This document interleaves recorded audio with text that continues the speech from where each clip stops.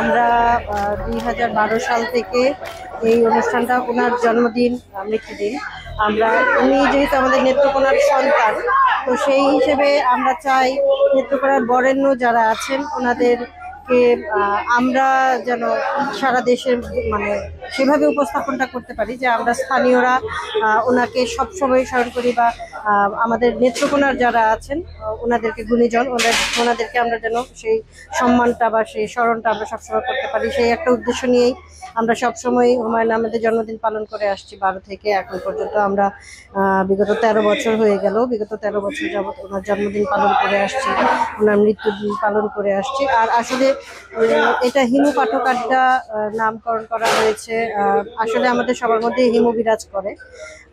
আমরা যখন সেই 90s যারা ছিলাম তখন থেকেই যারা হুমায়ুন আহমেদকে পড়তাম, তখন থেকেই সবার ভিতরে মনে হতো যে আমি মনে হয় হিমু, তো সবার ভিতরে সেই ব্যাপারটা দেখি যে সবার মধ্যে মনে হয় যে একটা হিমু কাজ করে, সেখান থেকেই এই হিমুর থিমটা আসে, যার কারণে আমরা সারা শহরকে নিয়ে এখানে আলাদা আমার হিমু পাঠক আড্ডা বলতে কোনো কিছু নেই।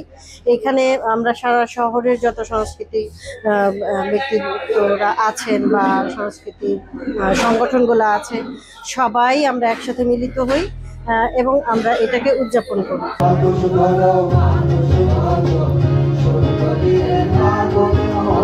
সবার গানে এত সুন্দর সুর, মানে আমি অভিভূত। একটু আগে ভাই গান শোনালেন, আমি রিকোয়েস্ট করে ভাটি অঞ্চলের একটা গান শুনলাম, আমার ক্ষণে ক্ষণে রীতিমতো গায়ের লোম খারাপ হয়ে যাচ্ছিল, টানগুলা মনে হয় যেন অঞ্চলে যেয়ে লাগে। আসলে এটাই ভাটি অঞ্চলের টান, এটাই ভাটি অঞ্চলের আবেগ। আমরা নেত্রকোনায় অনেক গুণী মানুষ পেয়েছি, যেমন হুমায়ুন আহমেদ আছেন যার গান গাইলেন, বাড়ি সিদ্দিকী স্যার, তারপরে উকিল মুন্সি, অনেক অবদান শিল্পে, কেউ মানে অস্বীকার করার কোনো উপায় নাই। হ্যাঁ, এবং যতবার বিচ্ছেদ গান হবে, যতবার মানুষের মন খারাপ হবে, ওনাদের ছাড়া আসলে আমাদের গতি নাই। আরেকটা জিনিস খুব ভালো লেগেছে, নেত্রকোনার সবাই যেমন সংস্কৃতি মনা তেমনি সবাই সবাইকে চেনেন, এটা আমার কাছে খুব ভালো লেগেছে। কেউ ছোট মানুষ গান গাইবে, বড় মানুষ এগিয়ে দিচ্ছেন, কোথায় কি ধরতে হবে ইশারায় বুঝিয়ে দিচ্ছেন খুব অল্প সময়, এবং ইশারা যে ধরতে পারছে সেটাতে বোঝা যায় যে ওনাদের মধ্যে কানেকশনটা কতটা স্ট্রং। আলহামদুলিল্লাহ, আমার দোয়া থাকবে এই স্ট্রং যুগে যুগে বেঁচে থাকুক। আমরা আসলে যেখানেই যাই ধান ভাঙার মতো আর কি ব্যাপার, দেখি যেখানেই যাই ধান ভাঙতে হয়। আমি যেহেতু একটু রাজনীতি ঘেঁষা ফ্যামিলি থেকে এসেছি, কিন্তু আমার আপিল থাকবে রাজনীতিকে আপনারা সংস্কৃতির সাথে মিশিয়ে নিন।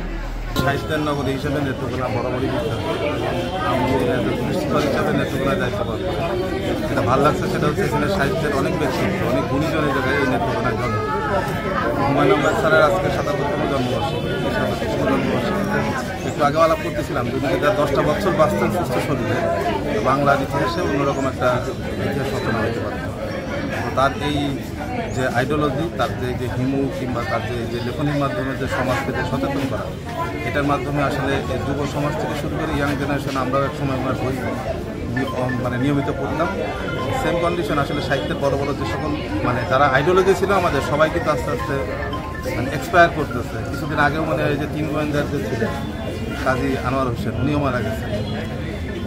এই হিমুদের মাধ্যম দিয়ে ভবিষ্যতে যাতে হুমায়ুন আহমেদের যে পথকৃতি এবং তার যে পথ চলার যে সমৃদ্ধিটা সারা দেশে ছড়ায় যাবে, এই আশাবাদ।